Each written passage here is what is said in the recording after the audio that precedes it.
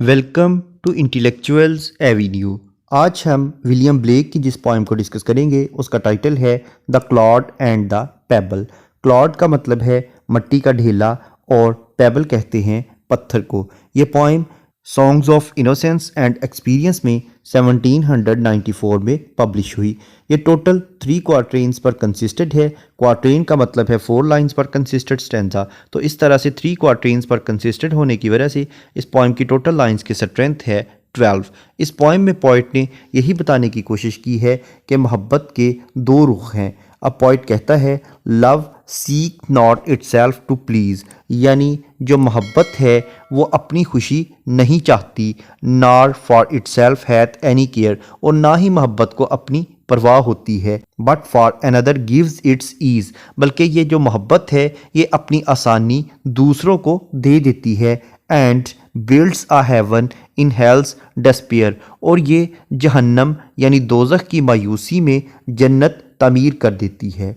सो संग a little Claude of clay, ये बात एक मट्टी का ढेला गा रहा था। Trodden with the kettles feet, वो मट्टी का ढेला जिसको बहुत से मवेशियों के कदमों ने रोंद दिया था। उस मट्टी के ढेले का ये ख्याल था कि जो मोहब्बत है ये अपनी खुशी नहीं चाहती, ना ही ये अपनी परवाह करती है, ये दूसरों को आसानी मुहैया करती है और ये दोज़ख की मायूसी में भी जन्नत तामीर कर देती है। But a pebble of the brook, लेकिन नदी के एक पत्थर ने वार्बल्ड आउट, ये कहा दीस मीटर्स मीट, उसने ये नज़मिया लाइनें कहीं, यानी मीटर्स का मतलब है किसी पोइम की, किसी पोइट्री की लाइंस। उसने पोइट्री की कुछ लाइंस गाईं और कहा love seeks only self to please, यानी मोहब्बत सिर्फ अपनी ही खुशी चाहती है, to bind another to its delight, और फिर उसके बाद अपनी खुशी हासिल करने के बाद दूसरों को वो इस खुशी में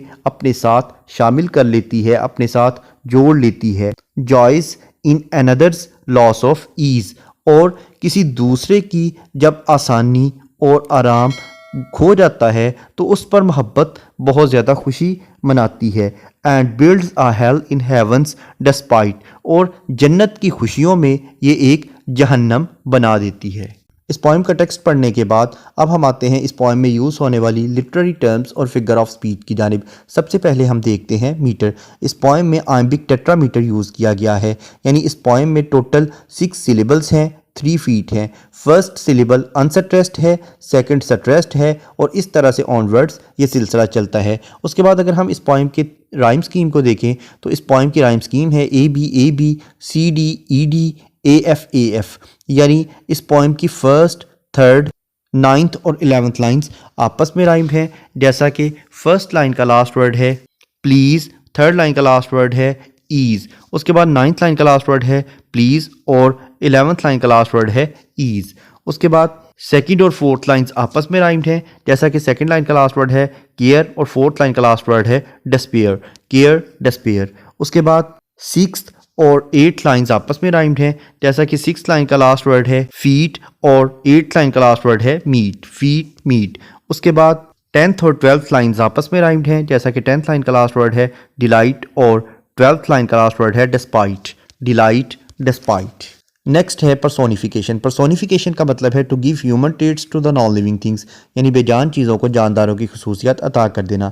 जैसा कि अगर हम इस पोएम का स्टैंजा नंबर 1 देखें तो इसमें पोइट ने मोहब्बत को पर्सोनिफाई किया है, और उसके बाद लाइन नंबर 5 को अगर हम देखें तो इसमें इसने क्लॉड ऑफ क्ले को पर्सोनिफाई किया है। नेक्स्ट है इंटरनल राइम। इंटरनल राइम का मतलब है कि अगर पोइट किसी एक ही लाइन में 2 या 2 से ज़्यादा राइम्ड वर्ड यूज़ करे तो इसे इंटरनल राइम कहते हैं, जैसा कि लाइन नंबर 2 में नॉर, फॉर लाइन नंबर 3 में, गिव्स, इट्स लाइन नंबर 5 में, सो, क्लॉड लाइन नंबर 8 में, दीज, मीट लाइन नंबर 10 में, बाइंड, डिलाइट। उसके बाद अगर हम इस पोएम की लाइन नंबर 4 को देखें तो इसमें पोइट ने जक्स्टापोजिशन को यूज़ किया है, यानी वो कहता है कि ये दोज़ख यानी जहन्नम की जो मायूसी है इसमें जन्नत को पैदा कर देती है, जन्नत को तमीर कर देती है।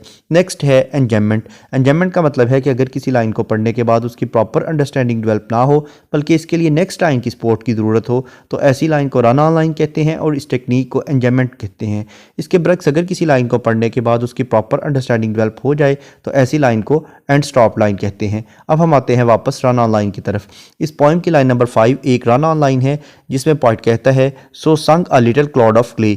इस तरह से एक मिट्टी के ढेले ने गाया। अब वो कौन सा मिट्टी का ढेला था, वो लाइन नंबर 6 में बयान करता है टोडन विद द कैटल फीट, जो कि वैश्यों के कदमों तले रोंदा गया था। नेक्स्ट है ओनोमेटोपिया। ओनोमेटोपिया का मतलब है ऐसे वर्ड्स का इस्तेमाल करना जो कि हमारी सेंस ऑफ हेयरिंग यानी हमारी सुनने की हिस्स को अपील करते हो। जैसा कि लाइन नंबर 7 और 8 को अगर हम देखें तो इसमें पॉइंट कहता है but a pebble of the brook warbled out these metres meet. Next है एलिट्रेशन। एलिट्रेशन का मतलब है बिगिनिंग ऑफ टू और more than two words in the same line with the same letter और साउंड, यानी दो या दो से ज़्यादा अल्फाज का एक ही लाइन में एक ही हरफ या एक ही आवाज़ से शुरू होना। जैसा कि लाइन नंबर 1 में हेवन और हेल्थ ये दोनों वर्ड्स एच लेटर से स्टार्ट हो रहे हैं। उसके बाद लाइन नंबर 5 में सो संग, लाइन नंबर 5 में again Claude clay, line number 7 में बट ब्रूक, लाइन नंबर 8 में मीटर्स मीट, लाइन नंबर 9 में सीकेट सेल्फ। नेक्स्ट है कॉन्सोनेंट्स। कॉन्सोनेंट्स का मतलब है use of same consonant letter in the different words of the same line, यानी एक ही line के मुख्तलिफ अल्फाज में एक ही कॉन्सोनेंट लेटर का इस्तेमाल करना।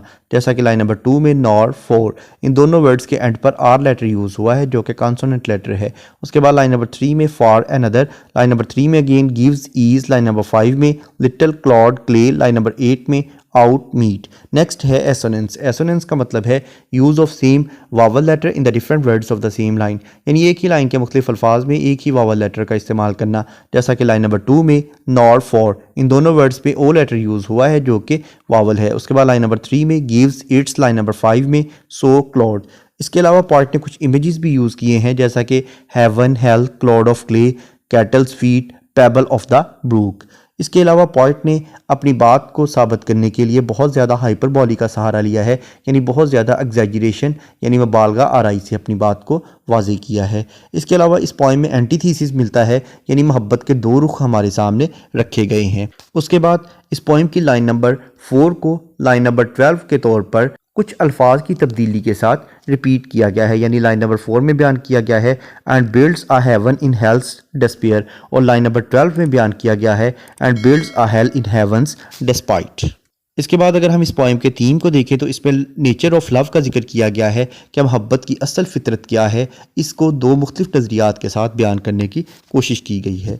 यहाँ पर यह पोएम इख्तिताम पजीर हुई। विलियम ब्लेक की दीगर पोएम्स को डिटेल में समझने के लिए इसी चैनल यानी इंटेलेक्चुअल्स एवेन्यू पर विलियम ब्लेक की प्लेलिस्ट को विजिट करें। इसके अलावा जिन लिटरेरी टर्म्स का जिक्र इस पोएम में किया गया है उन तमाम टर्म्स को डिटेल में समझने के लिए इसी चैनल पर लिटरेरी टर्म्स की प्लेलिस्ट को विजिट करें। इन दोनों प्लेलिस्ट्स का लिंक नीचे डिस्क्रिप्शन बॉक्स में मौजूद है। Thank you for attending this lecture.